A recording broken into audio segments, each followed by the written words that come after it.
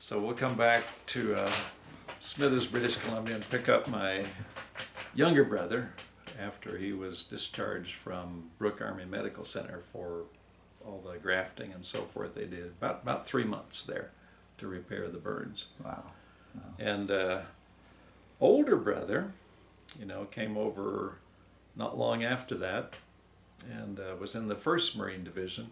So I went to look for him one day. Again, one of those rare days when I had, okay, you've flown up to the max, you need to have a down day because we can only fly so many days, so many hours in a 30-day period. And so I'd get up to that period, okay, you got to take a down day, or I'd tell myself I got to take a down day because I was the operations officer responsible for helping keep track of that. So I went to look for my older brother. And, it's just a process. So, okay, what unit is he in? And going to his headquarters and kind of finding out. And he's of course, out in the fight. So I got to a Tactical Operations Center, their TOC, a Marine TOC, out at the battalion level. And so you're out in the middle of the jungle here. And introduced, I'm in uniform, and I said, I'm just wanted to check in, find my brother, and it's Lieutenant Steve Dillon. Of course, my name tag says Dillon too, so we're both brothers. They said, yeah, he's here, you can talk to him. They handed me the microphone for the command net, the fire net. I could hear him calling in a fire mission. Oh, wow. And so I thought, really? Marines do that? So I used my call sign. I was Kingsman 3, and called him and just said, hey, whatever his call sign was, whatever it was, I remember it. Yeah. I recognized his voice. Kingsman 3, just checking in. Hey, how are you doing? Hold one. Add 50, fire for effect, over. We both laugh about that. So it was a very short conversation. Just checking in, better let you go. I mean, he was heavy in the middle of a fight. And so I got at least a chance to say hello. And then, a couple of weeks later, he was able, when they finished their operation, he was able to stop by for an evening, and I think he might have even spent the night. We had a chance to visit, have a chuckle over that. So, you were talking about how did I process that when I came back, and it's it's interesting that out of 6 years of active duty and 26 years of National Guard in 3 states, 2 in Washington State, 2 in Colorado, and then 26 up in Wyoming, and actually that 26 included 4 years out, and that's another story. And what really stands out is the time that I was in Vietnam. Out of all those years, we did a lot of different things. So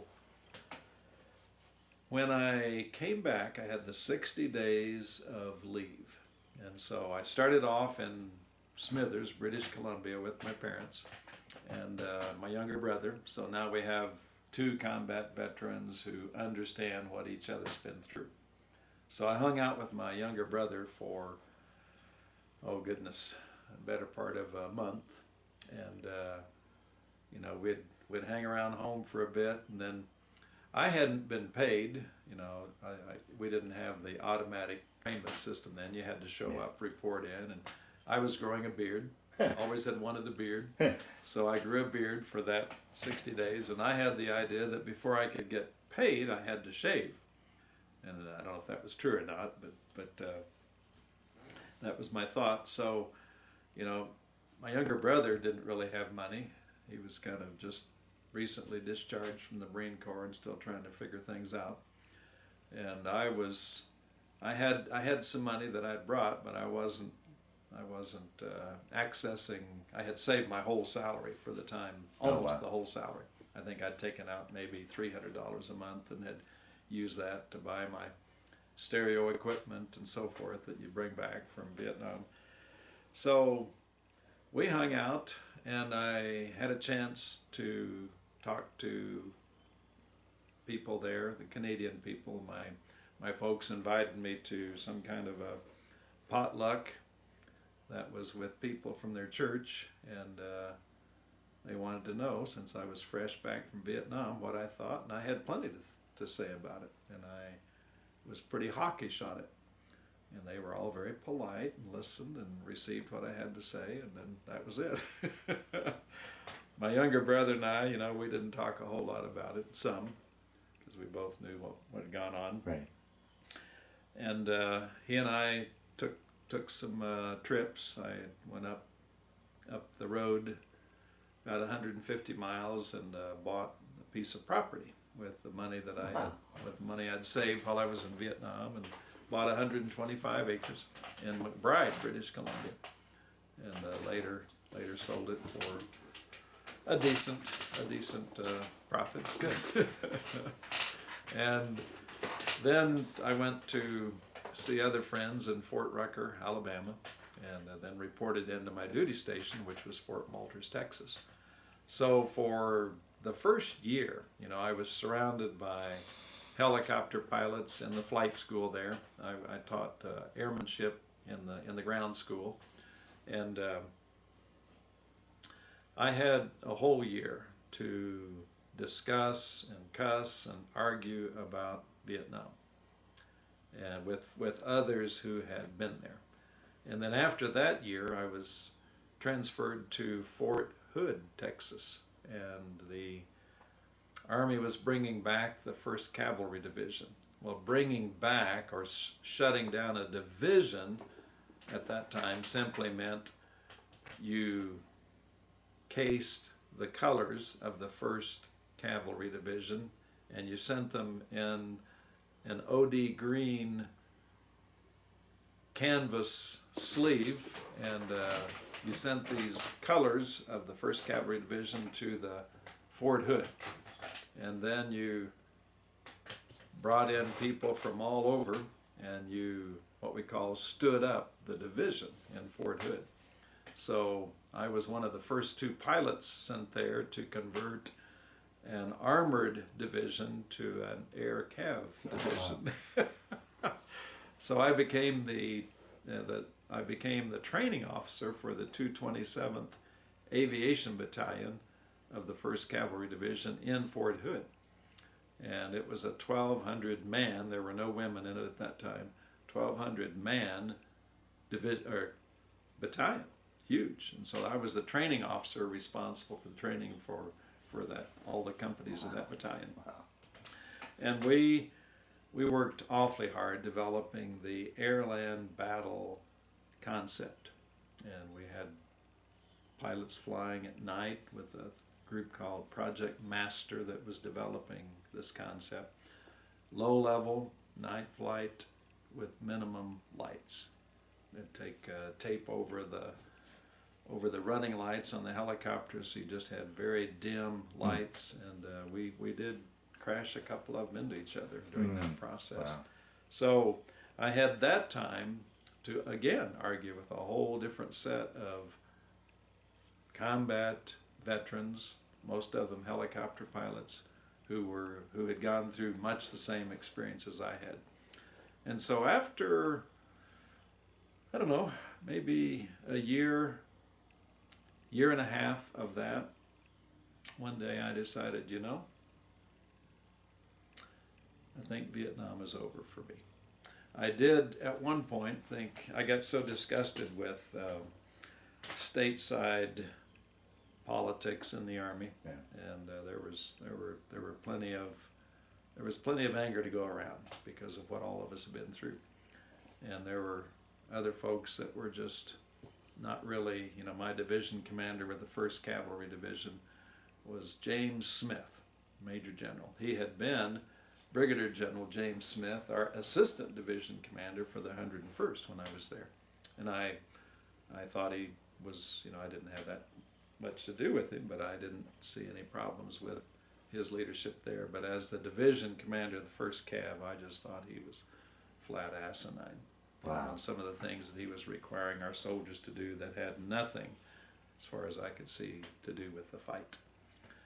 So I thought I might as well go back to Vietnam. I'll be, a senior captain now, probably serve up at the battalion. Lessons learned might save somebody's lives, things that I learned during my combat tour. And besides that, I want to go to university, and I could save and put it in non-taxable 10% soldier savings deposits. So I happened to mention that to a young lady that I was dating at the time, and she said, you are absolutely crazy. That's the stupidest thing that I've heard. I said, yeah, you're probably right, Cheryl. And I stayed and got acquainted, and we got married a couple years later. Wow.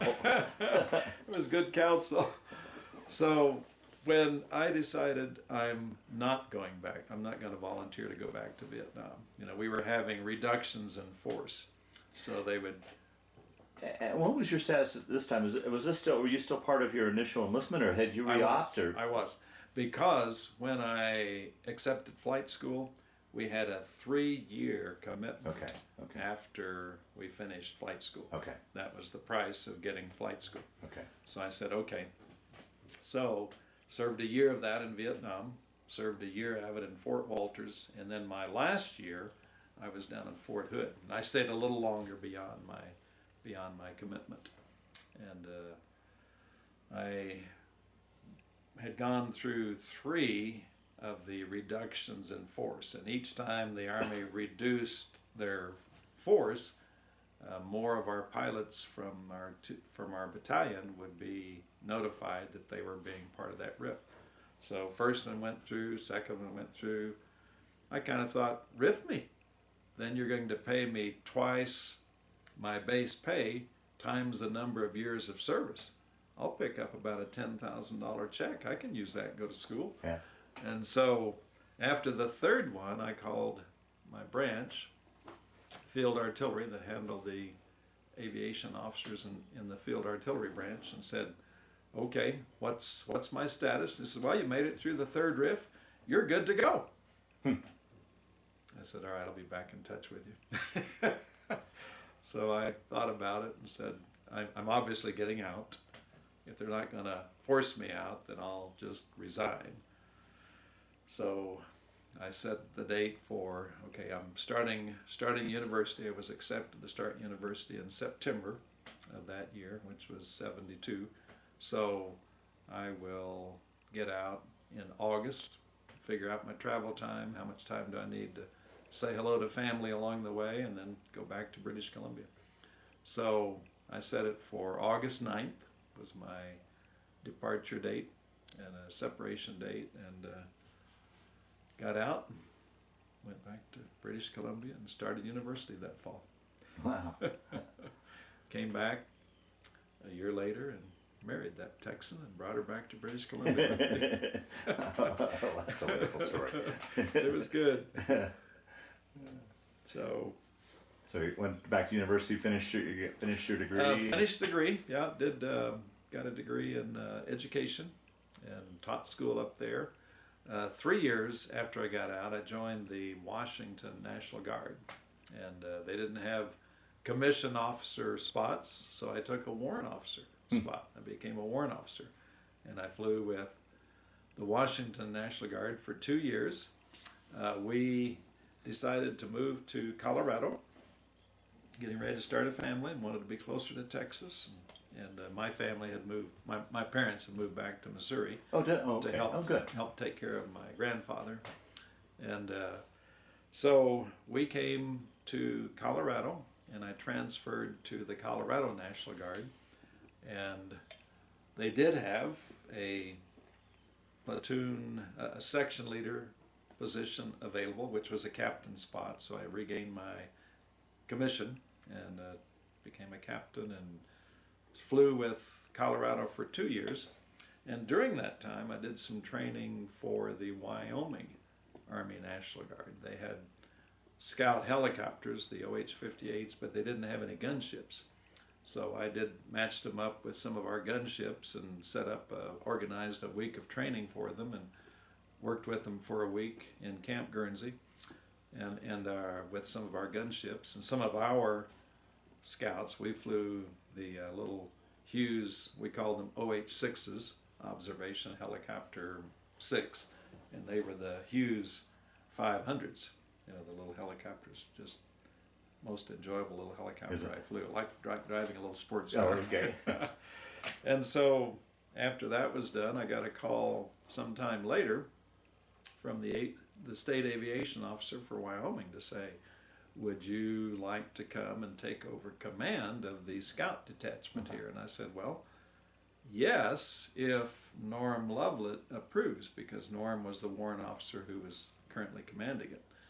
And Colonel Williams said, well, Norm's right here beside me telling me to call you. I said, well, under that condition, yes, I would. So I went up and I commanded that unit. The next year, we went out to, because that was in 1979, so in 1980, I took the whole group out, and they were going to join my old parent company in Washington, because we had 6 helicopters in Wyoming that I commanded, and then we had all the gunships and the rest of the scout helicopters out in Washington. So we got out there we flew cross country, got out there on May the 17th, 1980. Landed in Yakima and started our training the next morning, and we'd been flying all day. We told our crew chiefs, don't need to do the daily inspections today, just relax, get a good meal tonight and kind of get settled in, and you can do that tomorrow. So May the 18th of 1980, we were in class on the Soviet threat, and our crew chiefs were out, doing their maintenance, and the pilots were all in the class, and we had an active duty major giving us the class, and the operations officer from that larger helicopter company came in and said, would those crews that were on standby for Mount St. Helens report to operations? Oh, wow. And someone said, did she blow? And the operations officer said, wow. Well, everybody jumped up, ran to the window of this little training room that we were in, and looked out, and the major, the active duty major, said, all right, everybody, take your seats, let's finish this class. We went back and sat down. Well, it wasn't 5 minutes later, and the commander came in and said, all right, guys, here's the deal. Take whatever you have to get you through for 2 or 3 days. Everybody get that and get to your helicopters. Wow. Now. So we did. And they said, okay, Wyoming, you're the last in the flight lineup. Okay, fine. We understand that. Yeah. So we're all cranked up, and helicopters are taking off. We had about 35 helicopters to go. Well, 10 of us didn't get out, and my 6, 3 of them just took off. I was one of the 3 that said, I'm waiting our turn, we were told, and while we're there, the operations officer came by, and I mean, it was you could just see this huge black cloud moving in, and by the time he came by and tapped on our plexiglass windshield and just said, cut it down.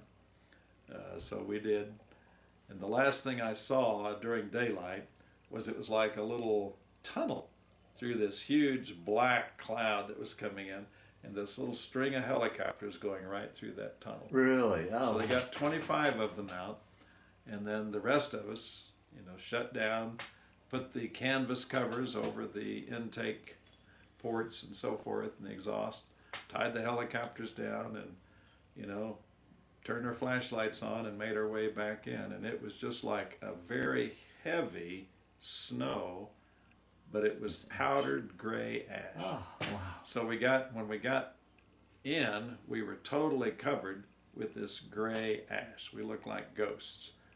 And so we spent the next 2.5 days, the rest of that day and the next 2, listening and keeping track. Okay, so the guys got over. They started the search and rescue over there and around Tule, Washington. Started flying and finding out what survivors, if any.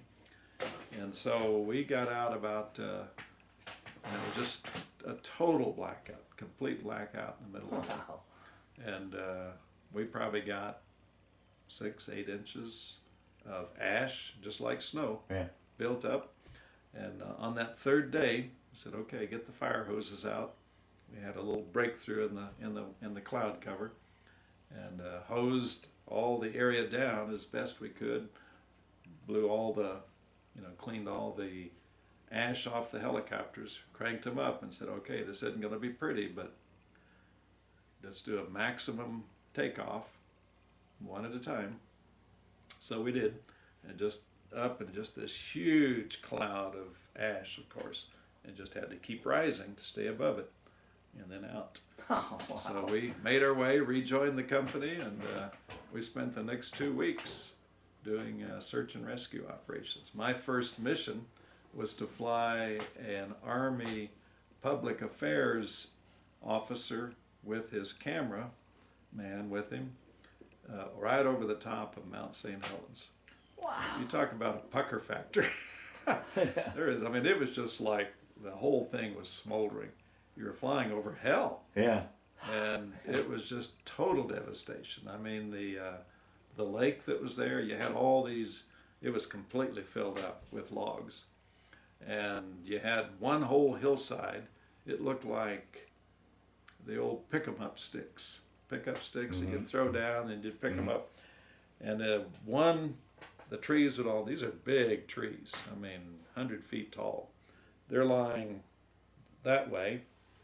Then you'd look on the other side of the canyon, and they'd be the other way, where the blast from the volcano blew them down this way, reflected the blast off, and blew them down the other way. That was the intensity. They figured it was about 4,000 degrees. I mean, just superheated, just cooked the people in their vehicles instantly. So Wow. pretty grim stuff. That was there. Wow. So you said then, how many years were you then with Wyoming National? 26 years. 26. Now, did you take that over as a full-time position, or were you still teaching? And I was teaching full-time okay. and going to school for both education and military. So during those years, I had Command and General Staff College, took a semester out of school back at Fort Leavenworth. I commanded the medevac detachment, which was the bigger of the two helicopter units in Wyoming. So I commanded that, commanded each unit for 2.5 years, then went to Command and General Staff College. Came back, did some staff operational positions for a number of years, and then commanded Camp Guernsey for 3.5 years. Was the post commander there. And then I was selected to be the Assistant Adjutant General for Wyoming, commanding the Army side of that. So that was started doing that in March of '98. And that summer, the Wyoming legislature passed a law that said if you're going to be a general officer in Wyoming, you have to be a Wyoming resident. Okay. At that time, to fill the billets in the Wyoming Air and National Guard, we were drawing from 24 states. And there were 3 of us who were qualified, because I had also gone to the Army War College, active duty, and had taken a year's leave of absence from Poudre School District to do that in 91, 92. And the selection was made, and there were 2 of us from Colorado and 1 from Wyoming. And the Wyoming person was not selected. I was selected eventually. And that meant that, so he brought a complaint and got his legislator to introduce a bill that said you have to be a resident of Wyoming if you're going to be a general officer. Wyoming passed it. The air commander was Brigadier General Janine Nelson, also Dr. Janine Nelson. She was a nurse practitioner and an instructor she lived in Castle Rock, Colorado. So it was, the governor at the time was Jim Geringer, Republican for Wyoming, and he directed the state adjutant general, who was Major General Ed Banish, to fire both of us. So we were both released. I just chose to retire in September of '98, and she went back to her old position, which meant the person who was in it had to be bumped down. So she bumped down to a lieutenant colonel position. And I thought, okay, I'm done. But she was married to a lawyer who specialized in constitutional law, and he said, they can't do this.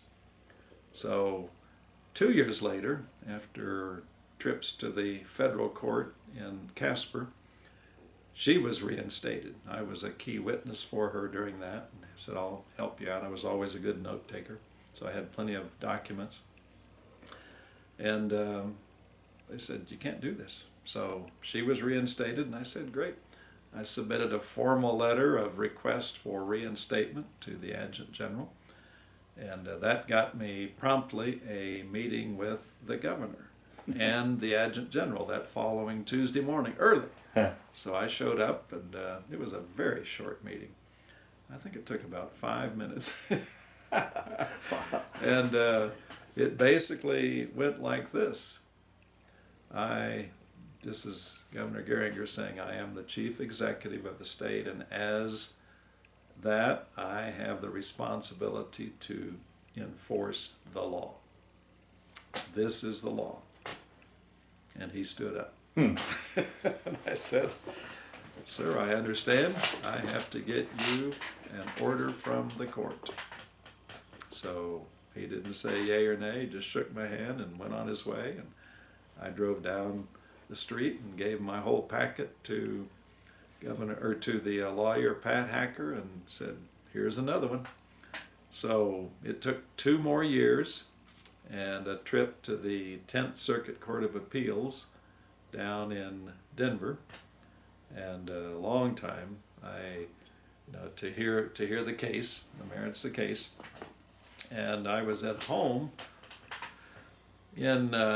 on July 4th weekend. It actually happened to be July the 4th that I was home and home alone. Cheryl had gone to visit her folks, and I was reading the Coloradoan, and it said, just had a little short paragraph, Fort Collins man wins case against Wyoming. That's how you found out? And I read it, and I said, Brigadier General Howard A. Dillon Jr., that's me. Oh, it got noisy. I hollered and hooped, and the next morning I got, the phone started to ring on July the 5th, and it was kind of a rather sheepish Pat Hacker, my lawyer, who said, I just got this word. And then not long after was a call from General Banish, because I had also gotten a provision through the federal court with our judge was Judge Downs. Excellent judge. I just was thrilled with him, and he, as it turned out, was a former Marine. So I had a little understanding of what was going on there. So the provision I had gotten passed was, if the appeals court says reinstate, and they supported the federal court in Casper, Judge Downs' decision, then you've got 24 hours to reinstate General Dillon.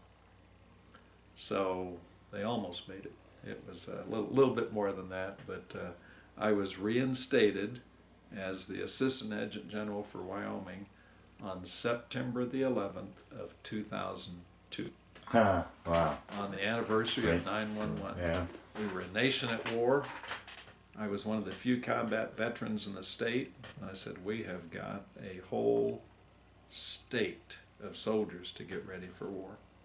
Had the best chief of staff you could ask for, just my old battle buddy was the State Command Sergeant Major, Dennis Russell. The Chief of Staff was Colonel Larry Bartlebort. Strong, both of them strong leaders, and we said, okay, we got the triad, the three of us, we've got to speak with a united voice. Our vision is be ready. What I had just heard from President younger George Bush said, military, be ready, be ready. And so we set out to do everything we could to get our state ready for war, and over the next several years we deployed every major unit. Wow. Iraq, Afghanistan, or Kuwait. Wow. Wow. And some of them more than one time. So it's been a tough fight. But I finished that up. I had to retire by my 60th birthday, so I retired the day before my 60th birthday, 2006. Wow. And during that time, during those years of commanding, so I commanded the whole Wyoming Army side.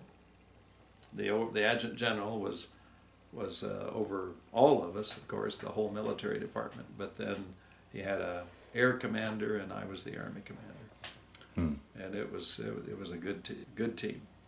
So visited our soldiers in Egypt for Operation Bright Star. We had a medevac crew, couple of medevac helicopters down there for that. Visited in Dominican Republic. We had our medical detachment down there helping conduct training for all of that, that area of the Caribbean nations around there. Went to Kuwait. We had several units over there as part of Operation Iraqi Freedom, and Operation Enduring Freedom. We had a small unit as part of that trip into Afghanistan. Wow. So just a lot of work supporting soldiers. I wound up flying 20 years total, and then commanding good bit of that time, and learning and growing. Wow. Wow. Fascinating career. It is. Oh boy. Holy cow. Yeah. We'll talk a little bit about the present. Let's talk a little bit about family. Yeah, you bet. And we'll slowly start to wind down the Sure, interview. sure. Obviously, besides the military, I was full-time in education.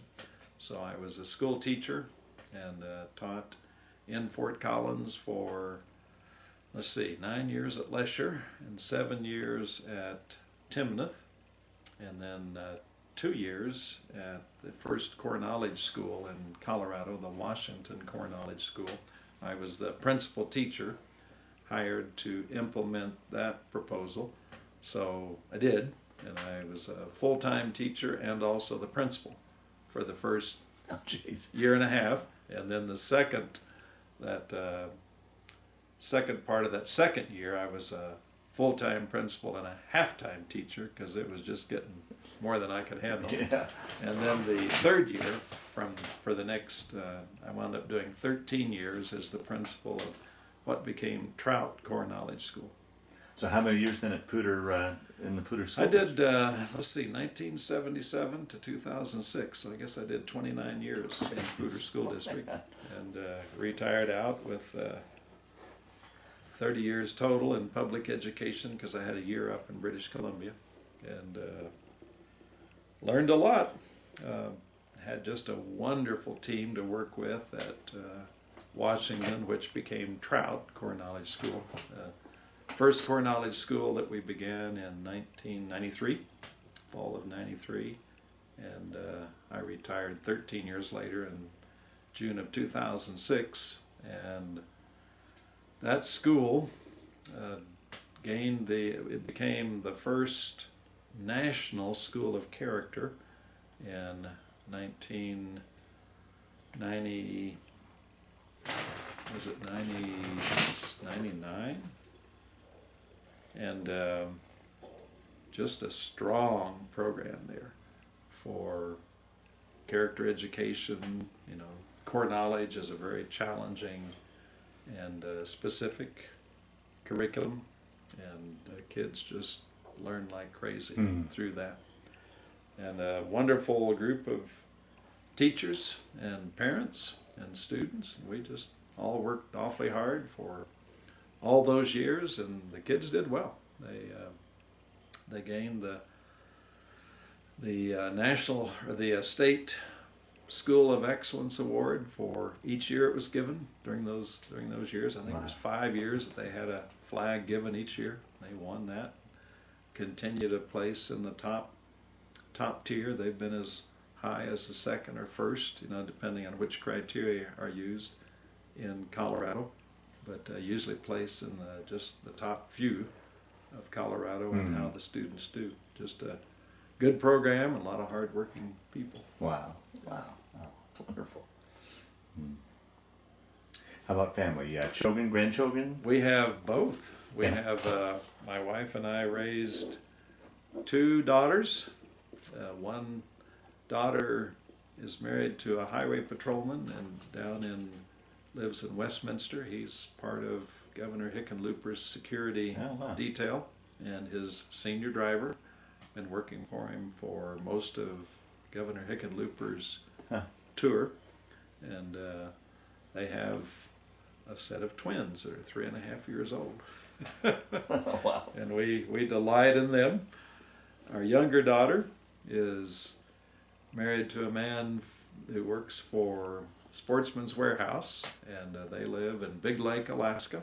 Oh, wow. She's a school teacher, taught in the villages for about 3 years, and then now teaches in Palmer. And they got married a little over, I guess they're coming up on 2 years this summer, or this spring, next month, it'll be 2 years. And just enjoying living the life of the Alaskan frontier. They have a cabin out in the backwoods.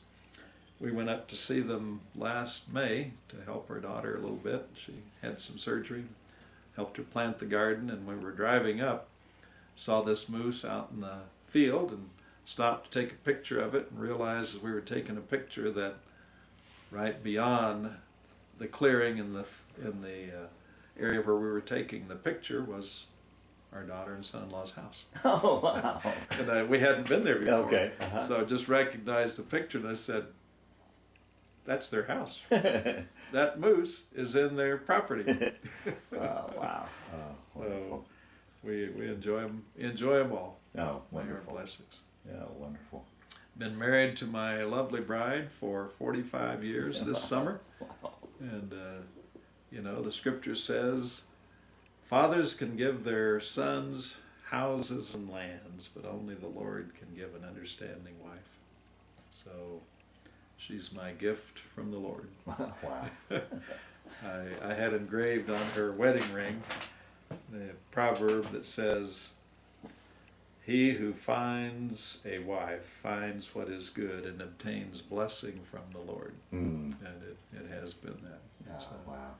you don't take those things for granted Yeah. at this stage. Yeah, sure. So, Wow. we are deeply grateful.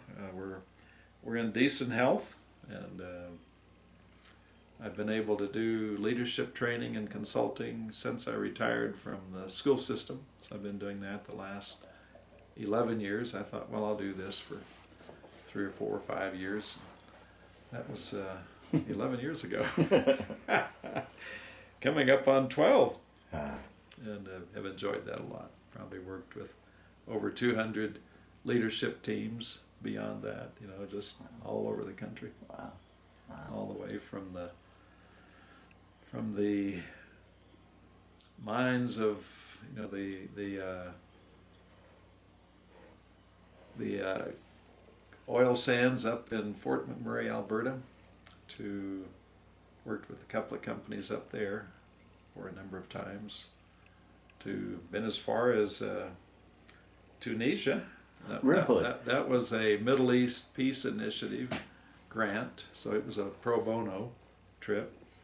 I've been to China 3 times. I've done leadership training over there, and those are all, they're pro bono, and I pay the bill on that. but that's been good. Wow. And just keep learning. My motto is, or my mantra is, at this age, you've got to learn something new every day. So I try to do that, and our watchword for this year, being a military trained person and kind of having that bent already, okay, what's our strategic plan for this year, my dear? So my wife and I have a conversation beginning of the year, and she said relationships. It is building relationships that matter, and it's you build them to enjoy, you build them to encourage, you build them to just help each other out in the journey of life, but you also build them to introduce them to your best friend. And as Christ followers and believers, He is our best friend. So a life of purpose and meaning makes a lot of difference. Wow. Well, yeah, I think that's a good thing to close on, a good statement to close the interview on. The one thing I always like to ask with these interviews is, as you look back on your time, primarily that 1 year in Vietnam, because you said that had such in all, your whole military career, that such an impact on you. How do you think that? I think you've answered it through the interview, and but I always ask the same standard question. How did that play a role in your life, affect your life, change your life, or was it just, you look back on it, just a chapter in your life as you've gone through life? How would you? I would say the first. Definitely having combat experience and having lived through it has given me a point in my life when I said, I passed the test. I passed the test to myself. Yeah. What I learned is, in combat, I was courageous. I was able to do the job that I needed to do, and I proved that I could lead in combat, and I proved it to myself. Yeah. So that was important. And then through life, as I've gone through the painful times, the struggle times, the hard times, there have been plenty of those. One of the things that we used to say was, well, at least, this was what we'd say to each other, at least this is not Vietnam. Wow. And so you go through some pretty hard times, but you say, well, at least we're not in a situation where we could expect to be killed at any moment. Wow. And I think the lessons learned there, proving to myself that I had the courage and the character and the commitment to give my life in combat, if that's what I needed to do to accomplish the mission. It's given me a good model of leadership from those who were good leaders and those who were clearly not. I brought a whole series of lessons learned, and out of that experience I learned that there are 3 different categories of people. The ones you can really count on, the ones who you can count on not to oppose you, but they don't go out of their way at all to help you, so you have to really cultivate that, and the ones who will literally get you killed. And you've got to have discernment to figure out who's in which category, so that you can strive to be one of the category that says you're going to be my battle buddies, or I'm going to be your battle buddy, and I'm going to literally lay my life on the line for you if need be. And then who are going to be my battle buddies that I can count on through the toughest of situations. And then who are those that are out only for themselves, who are going to shirk or undercut me, shirk their duty or undercut me, and literally get me into a situation where I can get killed. So how can I use the first 2/3 of those people to counteract that third that'll literally get you killed? Wow. And I saw that in Vietnam. I was at the brigade commander's briefing, finding out what our marching orders were for the next day. And I heard the troop commander, the scout, it would be the cavalry scout commander, saying to the full colonel, he was a major, saying to the full colonel, "Sir, I can get you dinks. I can get you dinks." And I thought, I know the price you're willing to pay to find out where the dinks, the North Vietnamese soldiers, where they are holed up, where they are concentrated. That price is going to be my fellow helicopter pilots.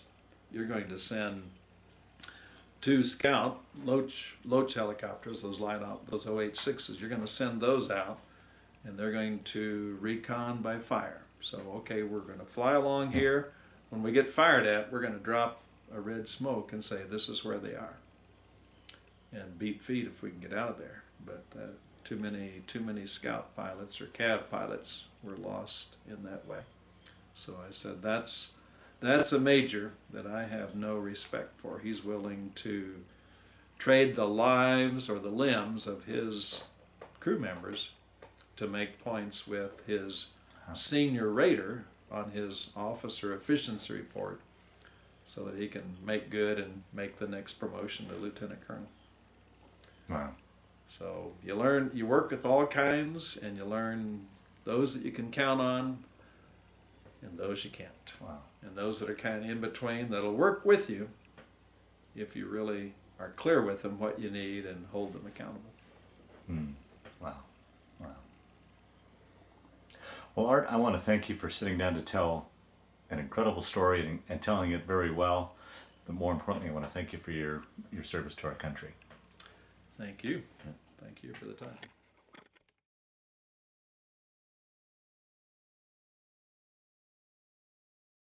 It's my basic, we called it the primary helicopter center in Fort Walters, Texas. So that was my flight school class that I went through, the section that I was a part of.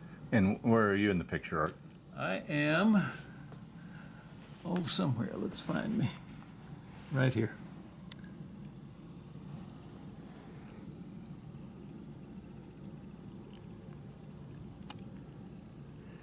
Okay. And this is the helicopter you trained in? That was the Hiller OH-23. We called him a Hiller 12E was the civilian model. Army was OH-23. Fort Walters, Texas. 1968. So Art, tell me a little bit about your shadow box here. So the awards that are there are the ones that I told my wife have the most meaning for me. The top one is the Legion of Merit, and that was given at the end of my tour of duty as the commander of the Wyoming Army Guard when I retired in 2006. Mm-hmm.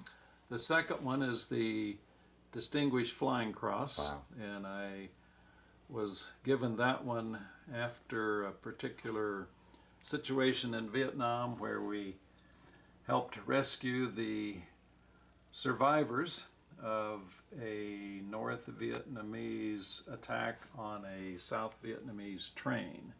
And that was quite a series of things that we did that day.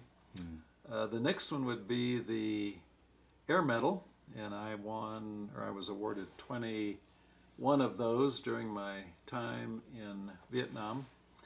Then the Bronze Star, of course, wow. For work and just our missions.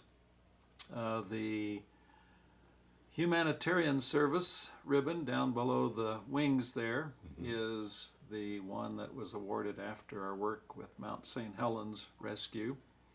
And so those would be some. And then, of course, the ranks. I served in all of the ranks from E1 private to wow. E5 sergeant. That was my official pay grade when I was in officer candidate school, and then I served on the officer ranks from second lieutenant through Brigadier General. Wow. And the flag was flown over that was the I believe, flown over Washington, D.C. on honor of my retirement. Oh, very nice. And we'll go above here to your portrait. That was my official photo during my time as the commander of the Wyoming Army Guard, as the Assistant Adjutant General for Wyoming.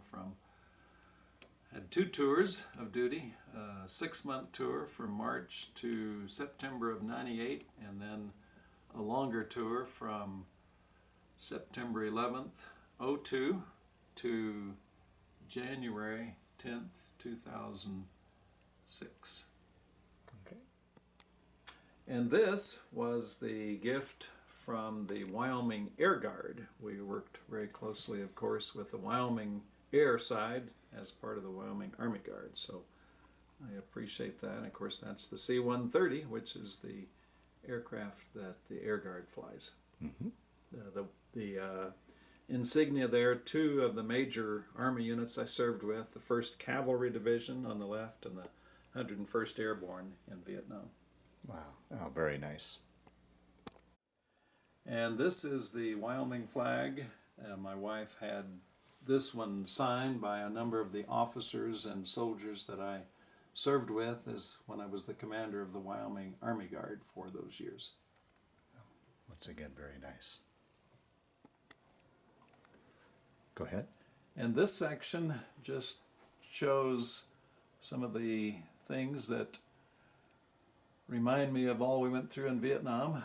The top photo that would be the typical formation of what we did as we were flying our various combat assaults in direct support of the 1st Infantry Brigade for the 101st. And then, of course, the little water buffalo there was a common thing that we saw out in the rice paddies of Vietnam. And then the model of the UH-1H helicopter was a gift at my retirement from my mother-in-law and my mother. And as it turns out, that particular wood model was made in Vietnam. Wow. And then the typical Vietnamese hat, small version that I got on my return to Vietnam in 2012. And then the farmer there coming back from the field, just a little model that I brought to remember that trip.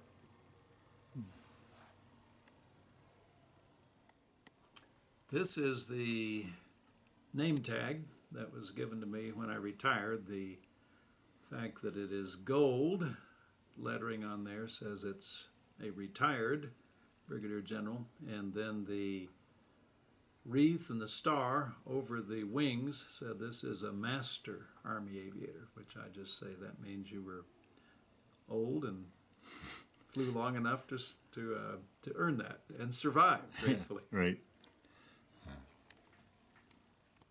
This little award has particular meaning to me because I was given this one after I graduated from basic training. It was F Troop for the F53, we called it, 5th Battalion, 3rd Basic Combat Training Brigade. And this was actually for, as they said, distinguished leadership. I was the trainee senior drill instructor for a 220-man basic training troop. And I have said sometimes I had more power then than I'd ever had before or since. It seemed that way. Anyway, I thought they told me I was in charge when the regular cadre went home, and I and the other 11 trainee sergeants, we did take charge and acted like we were in charge. I'll be darned. This was the sword, the saber given to me by the officers and men of the Wyoming Army Guard when I retired in January of 2006. And the vision that I had stated for us was to be ready. Words from Commander-in-Chief George Bush at that time. And also that leadership matters. It matters in every endeavor at every level. Very, very nice.